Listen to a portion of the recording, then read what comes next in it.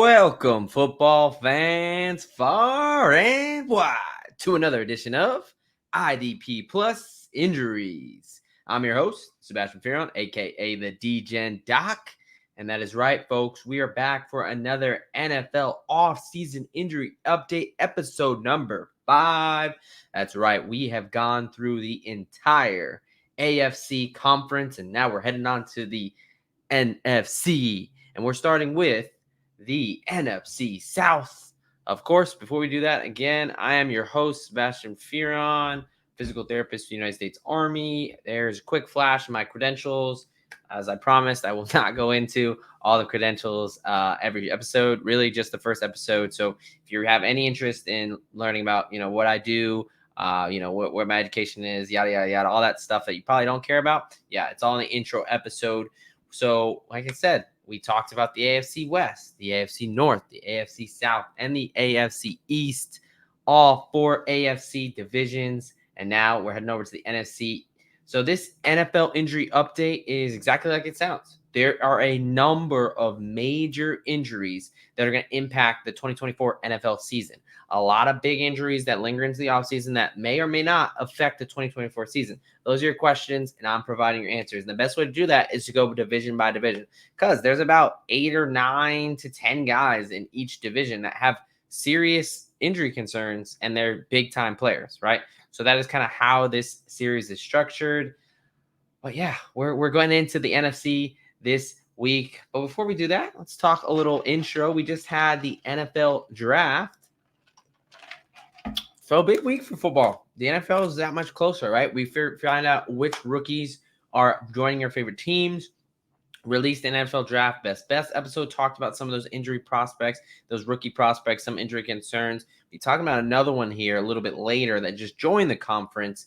But yeah, hopefully your team got who you think they should. Let's be honest, they probably didn't. Again, the NFL draft is always so interesting, right? Because we were just talking about, really, it comes down to what do a bunch of rich old dudes want to do with their team, right? What do they want to pick? I think the biggest surprise clearly was Michael Penix Jr. Being drafted to the Atlanta Falcons at 8. We're going to talk about some Falcons players. Specifically, we're going to talk about a guy, Kirk Cousins, who reportedly was not made aware of this decision until the Falcons were on the clock.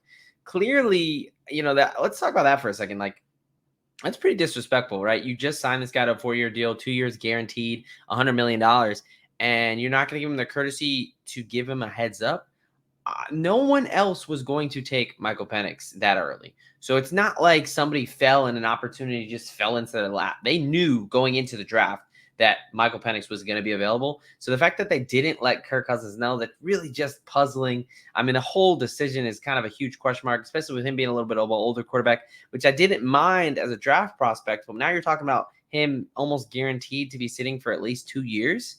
So I just don't really get this move. Atlanta Falcons, just that organization has a lot of questions to answer. I think either way, whether Penix comes in and starts somewhat early or he sits, it's just a weird decision. Why would you commit all this money and capital to Kirk Cousins if you're going to turn around and do this with Michael Penix? So kind of a very big head scratcher. My Giants got one of the best wide receivers in the league there coming out of college, and Malik Neighbors cashed that bet. Excited for him to join the team.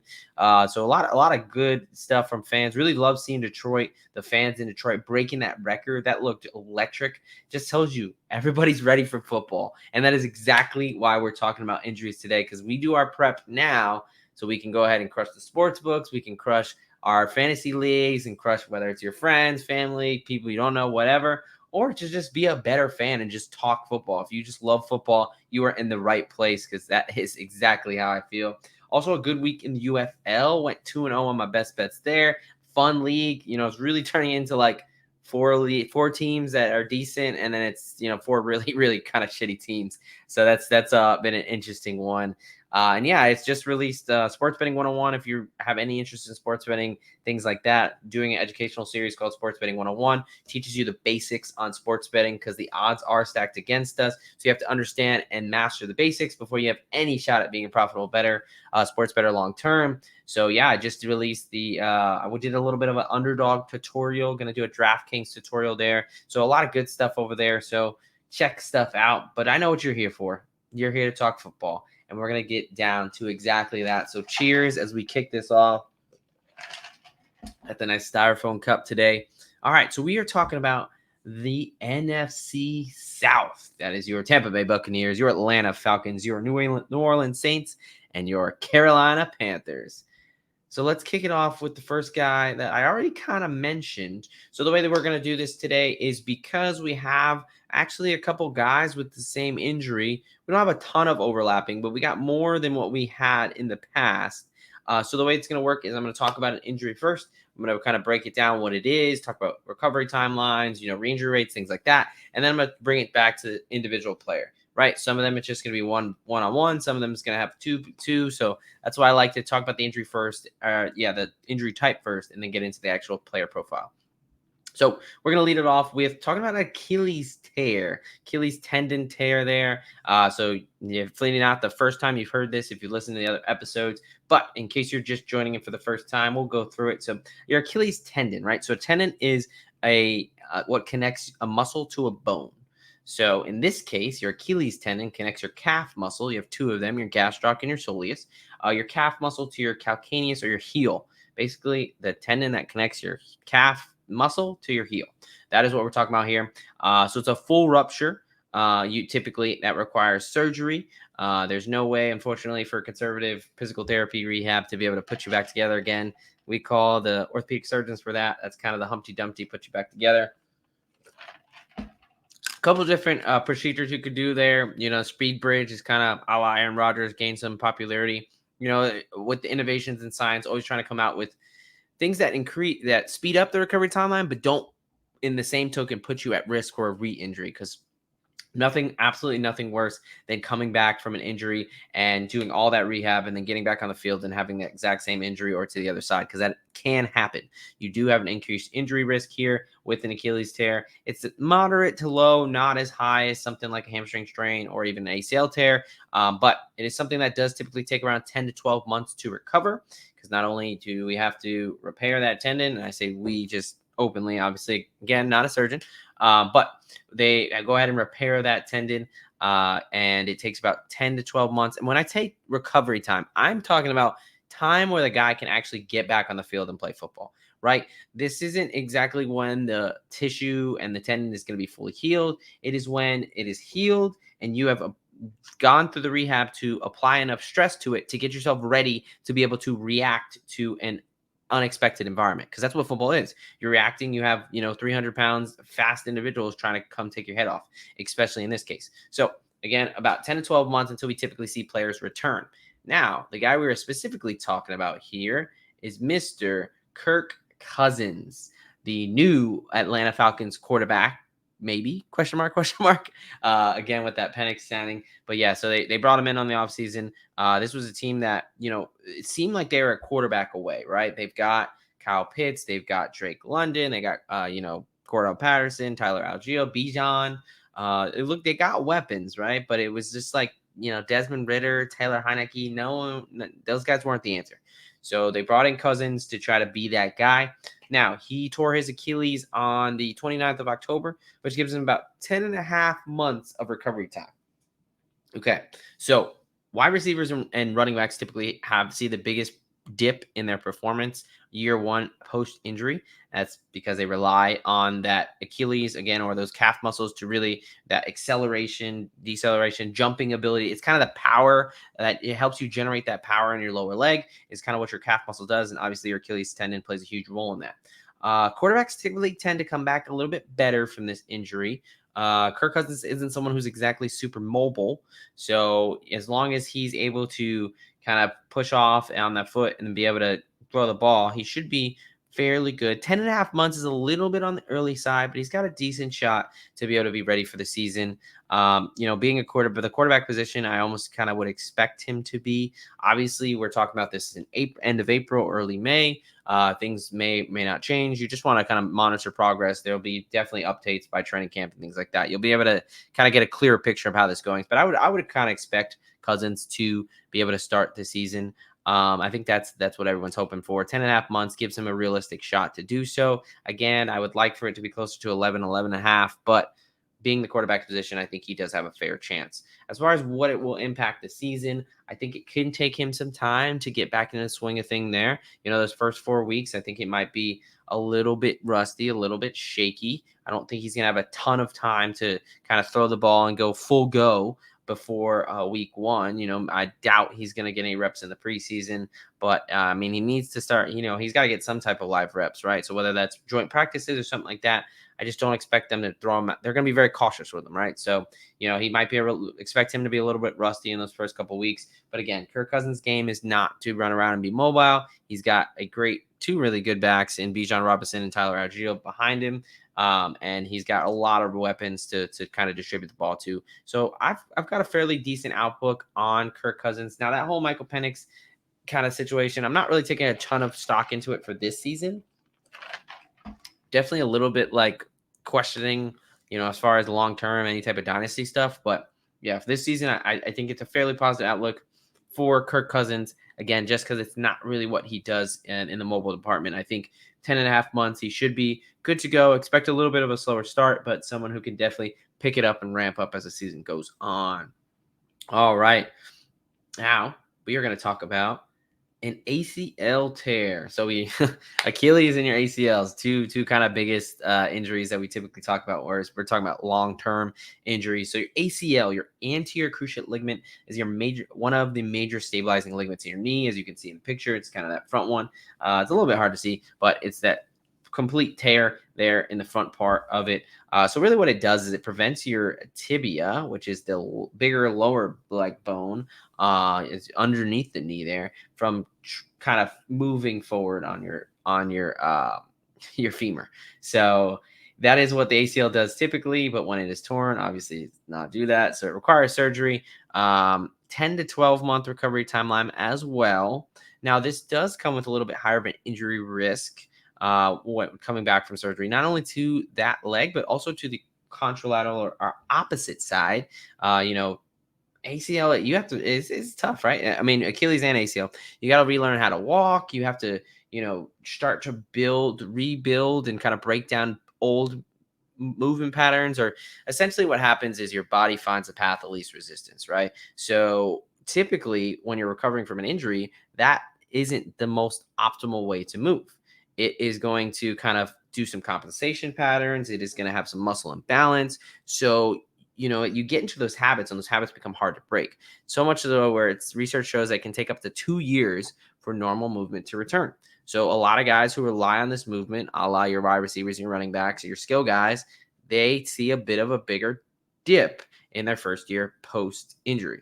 So not as much of a career killer as it used to be. Technology and rehab has advanced, but it definitely is a significant injury, especially for that season immediately following, right? And that is what we're talking about here for both of these guys coming up. So we're going to talk about first defensive tackle for the Atlanta Falcons, Grady Jarrett. Really a stud on the inside for them. He's kind of been one of the cornerstones of that defense for a few years here. Garrett tore his ACL. Whew, that whiskey. Woo-hoo. He tore his ACL actually on the same day that Kirk Cousins did, October 29th, 2023. So he's also got about 10.5 months of recovery time. Now, I think he's got a shot, but he needs to rely on his mobility a little bit more. As a bigger guy, sometimes that injury can be a little bit tougher, just because you're talking about trusting that knee again, right? So not only the physical aspect, but the psychological aspect of, I need to trust this knee as not only a large individual, but now I have to be stood up and I'm trying to drive through another 300-pound individual. And that's going to put a lot of stress on that leg. So at 10.5 months, he does also have a chance to be ready, but I'm a little bit less optimistic as far as him coming back and hitting the ground running. There's definitely a real chance that he's not ready for the start of the season. Now, I don't think he'll be too far off at 10.5 months. Typically what you see is around that 11.5 month is where most guys on average return to the field. Again, not, where he can be cleared and all that stuff. It's different than being game ready. When I talk about my timelines, I'm talking about when is the guy going to be game ready. So I'd like to make that distinction. But yeah, so with 10.5 months, I think that he has a shot to come back within those four weeks, but I'm not expecting the same Grady Jarrett within that first half of the season that I think we've been accustomed to seeing. So I think they'll have to have some other guys step up there on that defensive line. I don't think it's going to be a complete wash of a season for Jarrett, but I do think it gets off to a slower start than we're used to there for the Falcons defensive linemen. All right, another guy in the division, same injury, newcomer, Mr. Jonathan Brooks, former Texas running back, now Carolina Panther. Carolina traded up and went to go grab him. For me, and as you'll hear why, I think it was a bit of a reach, but looking at this Carolina Panthers franchise ever since Cam Newton left, seems like everything they've done has been a breach. It's been just an absolute kind of really shithole. But Jonathan Brooks. All right. So I feel a little bit more strongly on Brooks than really most of the rookies prospects, but just like I am out on Jonathan Brooks for this season. Now, here's the thing. I think when he was healthy, Jonathan Brooks by far looked like the best running back in the league in college football. He was electric. He was, powerful. He really kind of did it all for Texas. Now, a couple things. One, ACL tear, November 11th, 2023. So he's only got 10 months until week 1. I just talked about running backs and wide receivers see the biggest dip in performance year 1 post injury. Typically, they're not back till closer to 11 and a half months. And especially a running back, you have to trust your knee and your leg and your mind so much more than any position that even rookies in general seem to, take a little bit of time for the game speed of the NFL to catch up to them. Now you're talking about the last time that he was running it in football, he tore his ACL, right? You have to trust your knee to be able to cut again. Like there is a huge psychological factor. And there's also the physical aspect of him, likely not getting his full normal movement back until earliest midway through the season. When I say full normal movement, I'm not talking about his ability to run, his ability to cut. I'm talking about, you can see it, the explosiveness, the way a running back moves, like Saquon Barkley. He looked completely different the season before he tore his ACL and when he came back from his ACL. He looked like he was stuck in the mud. And that is what I'm talking about. They can go through the motions, but it's just not all there. It takes time. So you got a rookie running back going to a bad Panthers team who still, I don't know what the hell they're going to do on offense. And now you got a guy who's likely not going to be ready for week 1, and he's going to need to take time. He's not going to get any of those reps as a rookie, definitely not at full speed. They're not going to throw him out there the first week of preseason. So this is one of the stronger opinions I have going into fantasy and going into the season. I am fully fading Jonathan Brooks. The other thing is he's only really had 10 games of significant playing time. First 2 years, he did not crack over 300 yards in a season. He had less than 300 yards each his freshman and sophomore year. Yes, I understand, Bijan Robinson, Roschon Johnson were there, but if you're that good of a running back where you're going to be the first running back taken by a whole round ahead of everybody else, if you're that good, you get playing time is what I'm getting at. And, he was able to do some pretty damn good things in those 10 games, but I mean, he also suffered a major injury, right? We cannot kind of just avoid that fact. So, I think based on the situation and based on the injury, I am pretty much fully out on Jonathan Brooks for the 2024 NFL season. Dynasty, I've heard a good argument is, from a dynasty aspect, he's going to start slow. So, I think I would not be drafting him, but you're absolutely going to have the situation where someone's going to reach for Jonathan Brooks and they're going to be very upset in the first few weeks when their production is not there. And it could be a good opportunity to go ahead and trade for him in a dynasty aspect. Because I am not saying that I am out on Jonathan Brooks' career.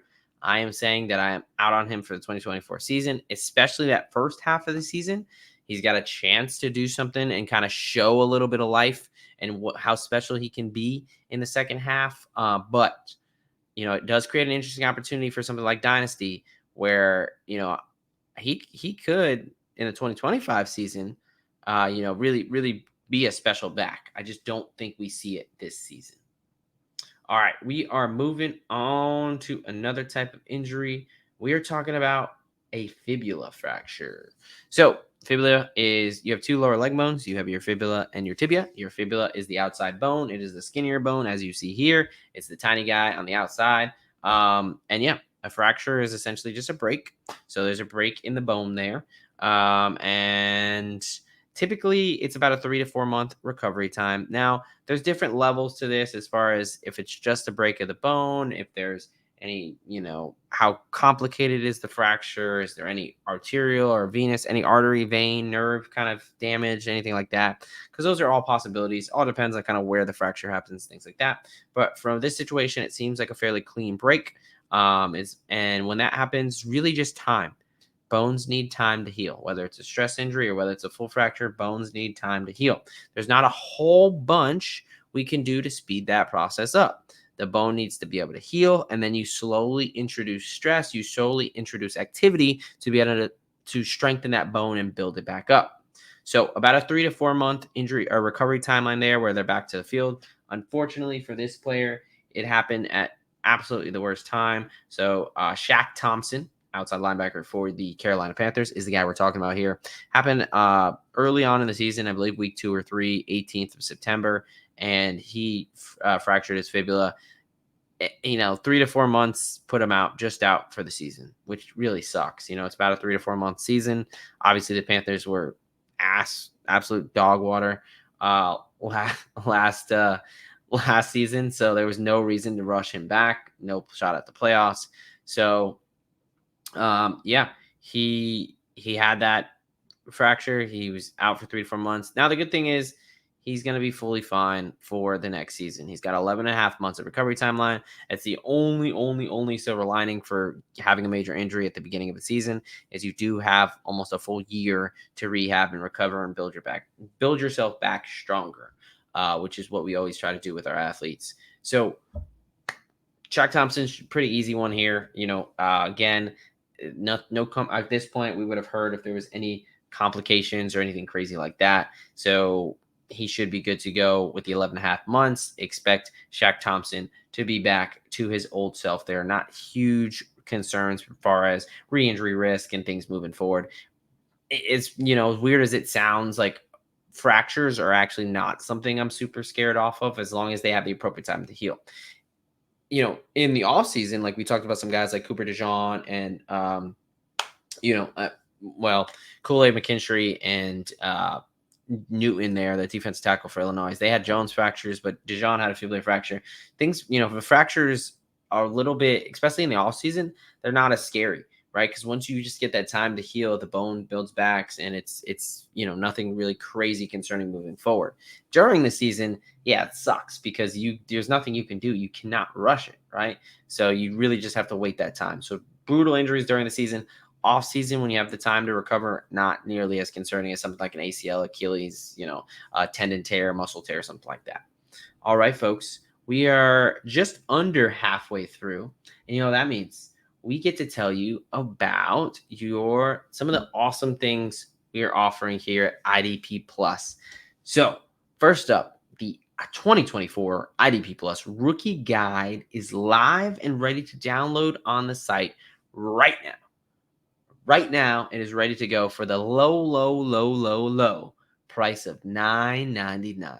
In this economy, $9.99?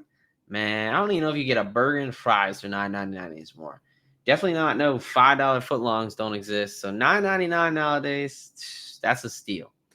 So our comprehensive, one-of-a-kind 2024 IDP Plus Rookie Guide is here. Get the IDP Plus Draft Guide right now. Again, for that low price of $9.99. You'll get updates every Friday. You can check out the show description and download your copy today. Again, we'll have those links for you in the description as always. It's a really good, they've had a lot of really good individuals work on that piece, especially for draft season, right? So we already just have the NFL draft, but talking about like when you have your drafts, whether it be IDP or just normal fantasy football, this is something that, a lot of research and time went into this. And is multiple individuals. You probably don't have the time to do all that work. So a great way to get a leg up on the competition in your draft leagues, or whether you're looking at it from a betting standpoint or just as a fan, to be, I love being able to be knowledgeable about your team and then your rivals and stuff like that. This is a great thing. Again, most books are a lot more expensive than this right now. So this is probably the best book you can read as a football fan. It's only $9.99. And then our partnership with Expedia. Thrilled to tell you about that. The one-stop shop, do it all for everything in the travel vacation world. We are going to go ahead and have a link in the description as well. So the way this works is, as an affiliate partner, essentially we get access to special discounts and special, rewards and stuff like that. So as a fan of IDP and a way to give back to you guys, we are going to let you guys in on all of those discounts and deals. So we want to make sure that you, as our fan at IDP Plus, is really getting taken care of. And, is planning a vacation, whether it's you, your wife, your husband, however it is, you know that planning a vacation can be tough, right? Like, thought of going on vacation is awesome, but planning for a vacation kind of sucks. So, if you want to be cost effective, especially again with crazy prices right now, you're on like all these different websites and flights over here and rental car and hotels. But the nice part about Expedia is that's really that one-stop shop. I know I'm going to get the best deal if I just go onto this website, and to get an even better deal, use that link that we're going to post down in the description. All right. Little halftime there, a little halftime hydration, and we're back. We are back, and we're talking about MCL injuries. So this is something that I talked about a little bit. I'm a decently common injury. So your MCL, your medial collateral ligament in your knee, another major stabilizing ligament of the knee, one of the big four. So it is on the inside part of your knee, the medial part of your knee, right? And it kind of prevents that knee from bending too far inward. So any force to the outside of the knee, it prevents that knee from collapsing inward. But also, if it's too much force, it can be torn. So that is kind of what happened here in this case with this player we're going to talk about in a second. It is, however, as weird as this sounds, if you're going to tear one of the ligaments in your knee, one of those major stabilizing ligaments in your knee, tear your MCL. If you have any say in the injury, ask for your MCL to be hurt, because it does have the most healing potential due to the level of vascularity. Really, a lot of how the body heals is through blood flow. That's why bruising is a thing. So your MCL actually has decent blood supply, as opposed to a lot of these other ones that don't, which is what requires surgery typically, is if they're not going to heal on its own. So your MCL does have the best healing potential, but in cases where it's fully torn, like a grade 3, still about 4 to 6 weeks of recovery timeline is what you're looking at. And this guy that we're talking about here, Mr. Michael Thomas. Yes, that. My bad. Oh, is that not Mike? Oh, I'm sorry. I must have gotten him confused. You're probably aware. I mean, Michael Thomas at this point is synonymous with Charmin Ultrasoft. I mean, the dude took a foot injury and took off 2 whole freaking seasons for it. So he just finds his way onto the injury report. And unlike most individuals who try to do everything in their power to get off the injury report, he's just collecting his frequent flyer miles at this point. He's a lifetime member on the injury report, and he has been on my top 5 do not draft list for fantasy football for the last 3 years in a row. And honestly, he's made me look like a genius. Because clearly the dude, he may look good for a couple games, and then he just finds a way to not play. And it happened last season. He November 12th, after dealing with some injury and some off the field stuff, he picked up an injury on the 12th of November, MCL sprain. It looks like it was a full tear, but that was the last we saw of Michael Thomas. And now Michael Thomas is technically a free agent. I should mention that he's not on the New Orleans Saints anymore. However, since he's not on our team, I had to stick him somewhere. So I go ahead and I stuck him here in the NFC South with his former team, New Orleans. Who knows? Maybe he'll sign with one of the other ones, but unlikely. But yeah, no, Michael Thomas. Okay. So for the injury itself, again, I talked about it's a 4 to 6 week injury, kind of worst case with this. So clearly he's got 10 months until the season. So he should be healthy and ready to go. However, Michael Thomas as a whole, I'm not going to change my stance. I do not trust him because not only, yes, anybody can get injured, but he has shown no desire to play through injury or do everything he can to get healthy enough to play through the rest of the season.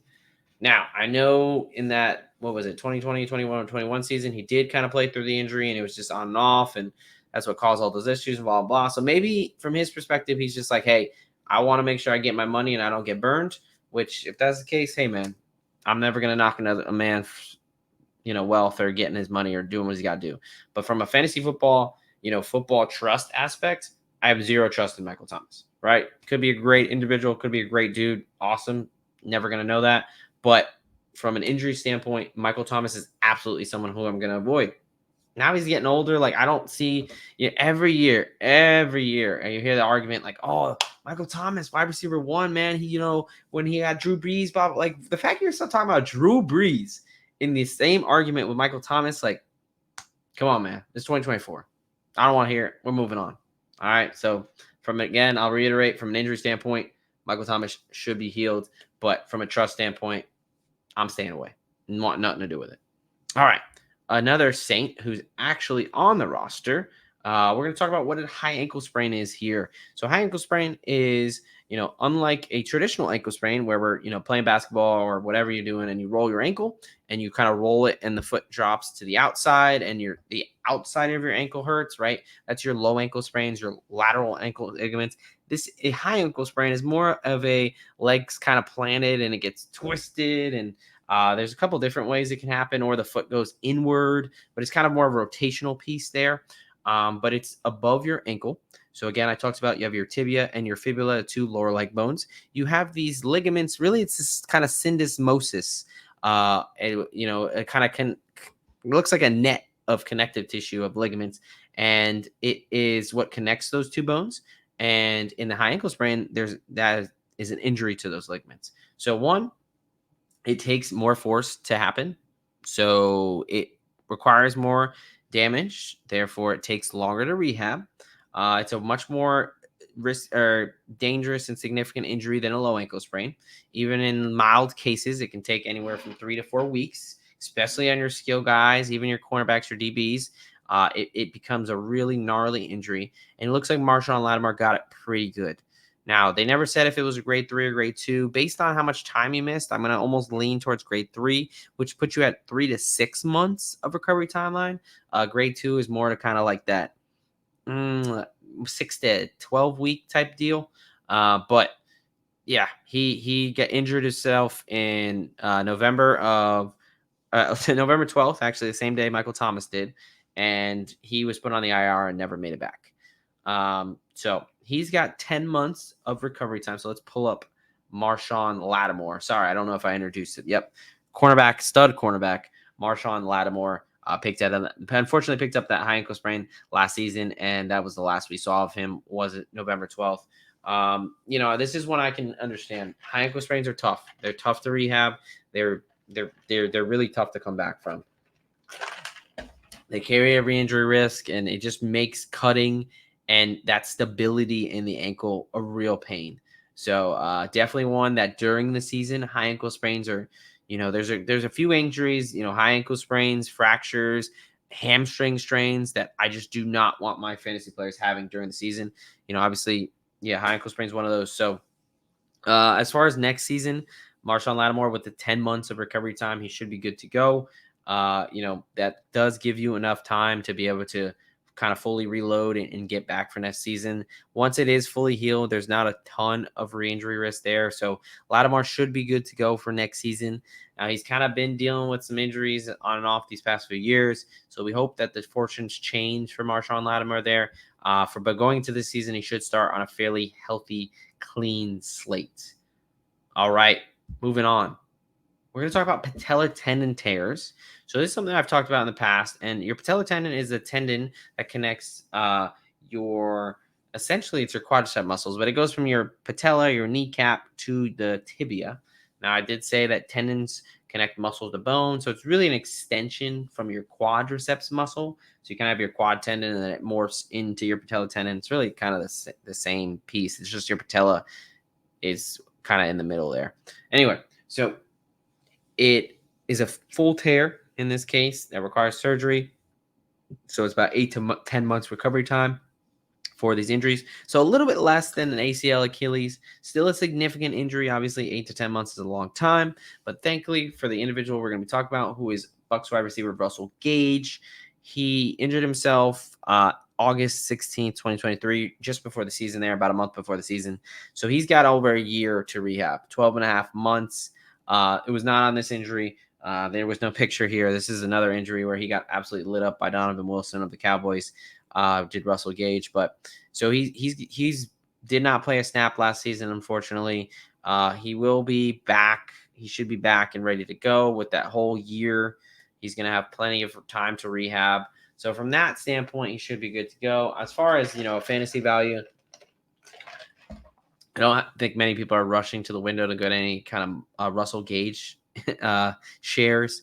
You still got Mike Evans and Chris Godwin and, Kate Otten, and you had some couple guys like Josh Palmer, not Josh Palmer, but first name's eluding me, but Palmer and, a couple other speedy receivers there for Tampa Bay. So I don't know how many people are rushing to the window to get after Russell Gage, but he should be healthy as far as going into next season with that Patellar tear. Pretty gnarly injury. So, he might take some time to kind of get back into the swing of things. But as far as from a health standpoint, 12 and a half months is enough time, really plenty of time to be fully back from that patellar tendon tear.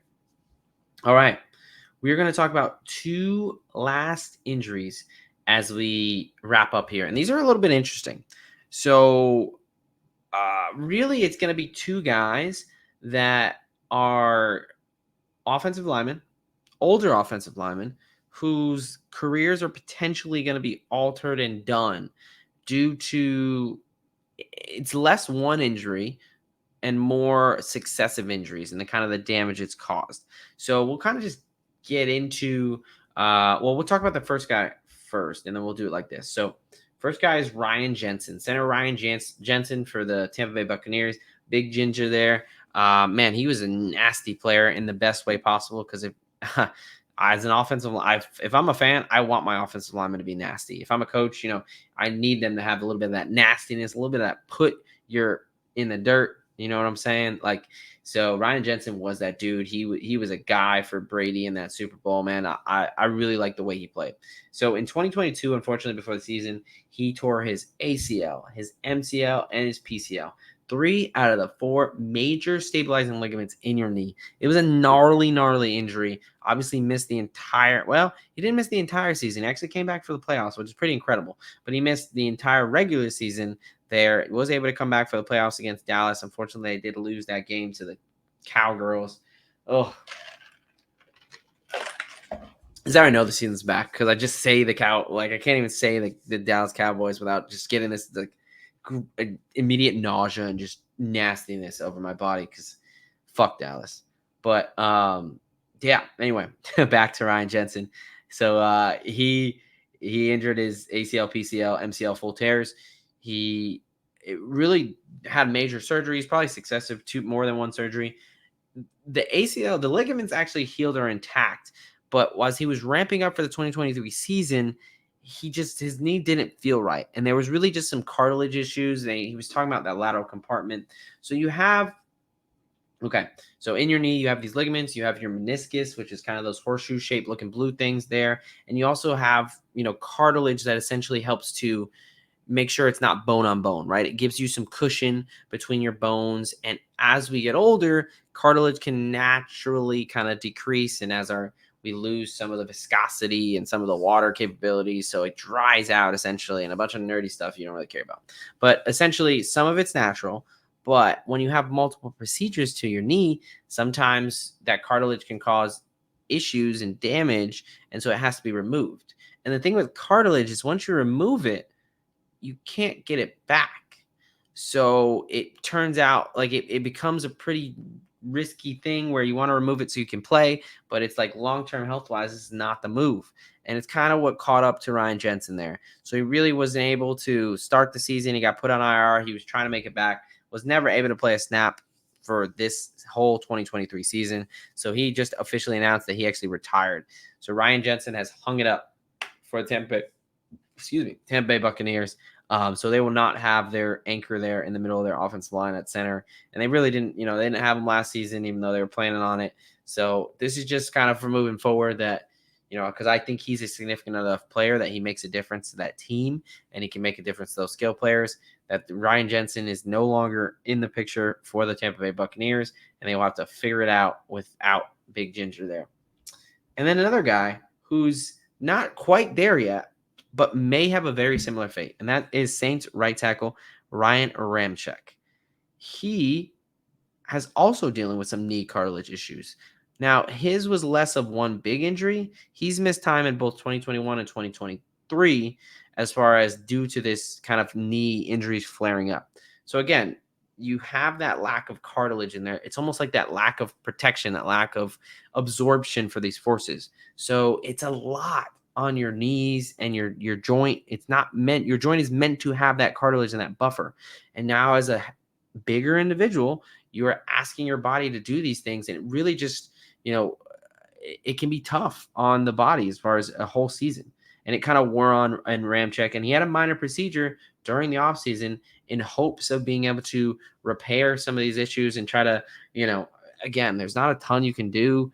You can't really like put cartilage back in there. There's, some different procedures about potentially doing some like, whether it's PRK or platelet regeneration type deals, but there's nothing really been that's it. It's really kind of hit or miss with those. I can't really guarantee anything there. So it sounds like you had a minor procedure in hopes of doing something to prepare that knee for the season. And as of March, things are not going super well. Head coach Dennis Allen kind of said that he's not exactly where Ramczyk or the coach Allen thought he should be. So there's some serious concerns. Now they did, there's a lot of time for the season, so he could figure something out here, but this is pretty concerning for Ryan Ramczyk because someone who's still like being counted on by this New Orleans Saints. Their offensive line is significantly worse with him out of the lineup. So I think they really need to be planning for a future without Ryan Ramczyk. And again, he's not officially retired yet. He's, still trying to work his way back, but this isn't something that necessarily goes away, right? It's not going away. So even if he starts the season, this is right there looming at every step. So some real concern here for the right tackle for the Saints and Ryan Ramczyk, because it's just an injury that it's not like you can just heal that cartilage back. That's just not how it works, unfortunately. So Ryan Ramczyk, even if he does play this season, I'm not expecting a ton. And, it's definitely a situation where he could play the first couple weeks and then it just doesn't feel right and he's done. So, all right, folks, that's all of them. What do we have? 1, 2, 3, 4, 5, 6, 7, 8, 9 injuries we just talked about. 9 major injuries for the NFC South. We talked about guys like Kirk Cousins, Grady Jarrett, Jonathan Brooks, Shaq Thompson, Michael Thomas, Marshon Lattinore, Russell Gage, Ryan Jensen, and Ryan Ramczyk. Look, IDP Plus, we don't discriminate. If you're a significant football player, you make an impact to your team, I'm going to talk about you. I don't care for offense, defense, O-line, D-line, special teams. I'm still warming up to. You got to really be someone special to be able to get on this. Just with how much they change kickers and stuff like that. But NFC South, it's going to be an interesting division. You got. The Bucks won last year.